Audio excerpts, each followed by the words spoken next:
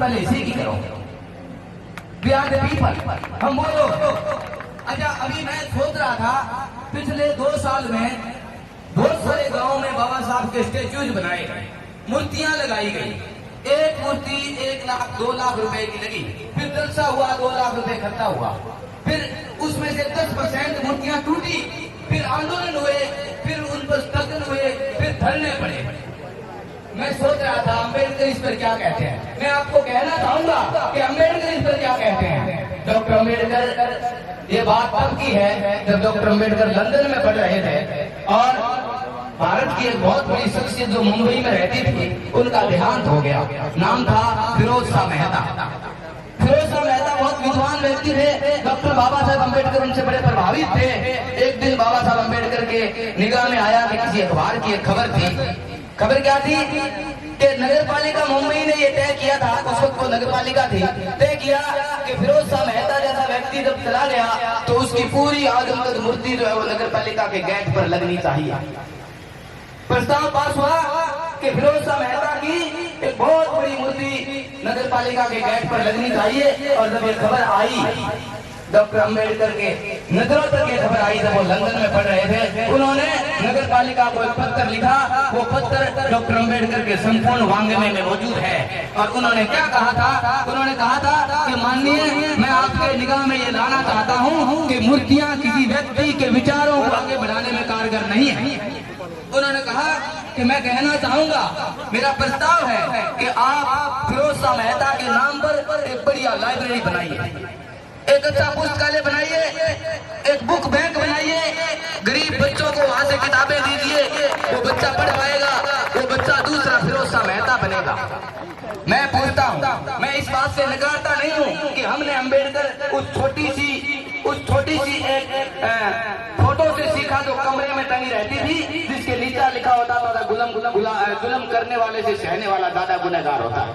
वो 2 रुपए का पोस्टर हमें प्रेरित करता था, लेकिन जब आपका काम 2 रुपए से चलता था तो आपको 2 करोड़ रुपए 2 लाख रुपए की मूर्तियां लगाने की जरूरत नहीं थी। मैं आपको एक बात कहता हूँ, मेरा आंकड़ा कहता है कि पिछड़े वर्गों के हर साल 80% से ऊपर के 4000 बच्चे मजदूर बन जाते हैं। आपके पास क्या प्लान है उसके लिए? अगर आप राजस्थान के पिछले 10 साल की मूर्तियों का स्टडी करें, अध्ययन करें और फिर जोड़िए उनका खर्चा, उनके ऊपर उनके स्टेच्यू लगाने का खर्चा जोड़िए, उनके ऊपर आयोजनों का खर्चा जोड़िए, तो आप पाएंगे कि आप अब तक 10 यूनिवर्सिटी बना देते, प्रत्येक यूनिवर्सिटी प्रोफेसर बना देती, एसडीएम बना देती, डीएसपी बना देती, पता नहीं कितने लोग आपके रक्षक बना देते, किलेदार बना देते, जिसकी बाबा साहब अम्बेडकर जरूर समझते थे। मैं आपको एक बात और कहना चाहता हूँ, हिस्ट्री के जो विद्यार्थी हैं, जो इतिहास के विद्यार्थी हैं, वो इस बात को जानते हैं कि सम्राट अशोक के बहुत से शिलालेख अभी तक पढ़े नहीं गए हैं। बहुत सारे शिलालेख अभी भी ऐसे हैं जो पढ़े नहीं गए। मैं आपसे कह रहा हूँ ये बात इसलिए, आप प्रतीक गढ़िए, लेकिन उन प्रतीकों को पढ़ने की जुगत अगली पीढ़ी को दीजिए, नहीं तो उसके बाद एक समय आएगा जब आपके स्टेच्यू पड़े रह जाएंगे, लोग जानेंगे नहीं ये था कौन।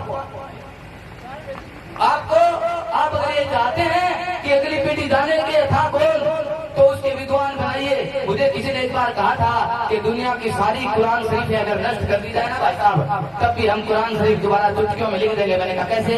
कि हमें याद है, उनको अपने मूल्य याद है, इस प्रतिबद्धता की हमें जरूरत है। तो मैं ये कहना चाहूंगा, जोर दे करके कहना चाहूंगा, लाइब्रेरीज बनाइए। जैसे कर्नल बेसला कहते हैं, शिक्षित माँ कर्ज मुक्त समाज, हर शहर हर गांव में लाइब्रेरी, स्कूल और संस्थानों पर जोर देता हूं मैं, संस्थान बनाइए। सबसे बड़ी वजह इसकी मैं आपको बता दूं कि दुनिया में हम बात कर रहे थे संस्थानों की, तो हमें सबसे पहले जैसे हमने बात की कि हमें उस लाइफ को, उस जीवन को समझना चाहिए था जिस जीवन ने हमें संदेश दिया कि मेरा जीवन ही संदेश है। वो जीवन क्या था? मैं आपको एकदम तथ्यात्मक जानकारी दे रहा हूं कि दुनिया में सबसे ज्यादा जिस आदमी के नाम पर है वो डॉक्टर अम्बेडकर हैं।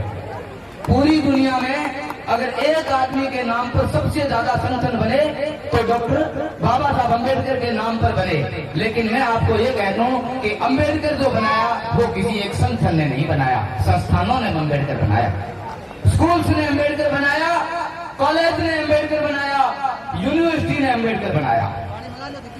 Oxford university, Cambridge university, Bonn university, London school of economics, इन संस्थानों ने अम्बेडकर बनाया था।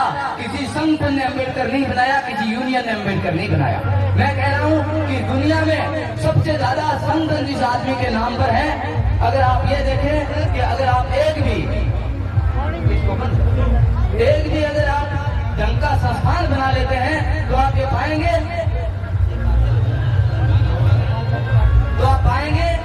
कि आप एक बेहतरीन से बेहतरीन मानव संसाधन आप बना पाएंगे। तब आप ये बात समझिए, इस बात को गौर से देखिएगा कि जितने स्टेच्यू और डॉक्टर अम्बेडकर के नाम पर हम जिस उत्सव की बात करते हैं, उसमें हमारे सामने सबसे बड़ी जो चुनौती आज के समय में है वो अपनी प्रतिभाओं को बचाने की है, अपने टैलेंट को बचाने की है।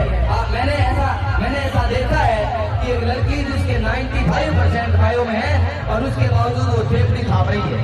मतलब अगर आपके पास उस टैलेंट को देने के लिए जगह नहीं है, उसको देने के लिए रास्ता नहीं है, उसको सीट पर बिठाने का वे आउट अगर आपके पास तरीका नहीं है, तो हम अम्बेडकर के अनुयायी नहीं है।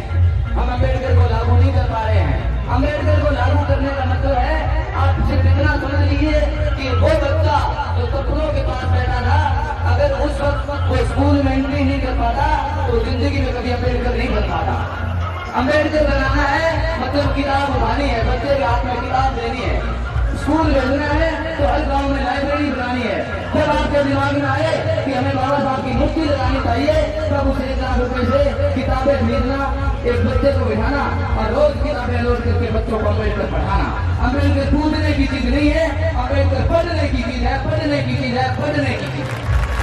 अगर आपने अम्बेडकर को कूदा, जब भी आप अम्बेडकर को पूजेंगे, एक दिन वो लोग आपके सामने अम्बेडकर का मंदिर बना देंगे और आपके यहाँ नीला तिलक लगा देंगे।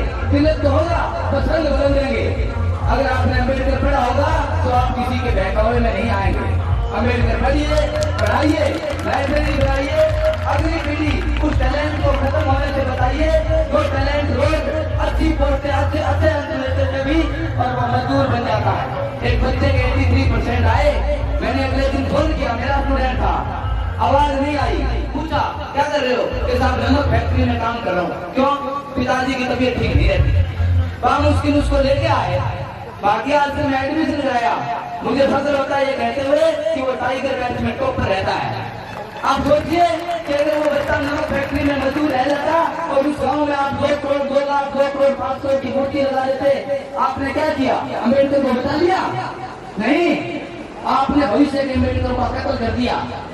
अगर हमने अपने टैलेंट को नहीं बताया, अपनी प्रतिभाओं को नहीं बताया, तो ये होता रहेगा। मैंने ये देखा है कि 2 लोग अवसर दे सकते हैं, जिनको मौके मिलते हैं वो कम प्रतिशत अंक वाले लोग अच्छी सीटों पर चले जाते हैं।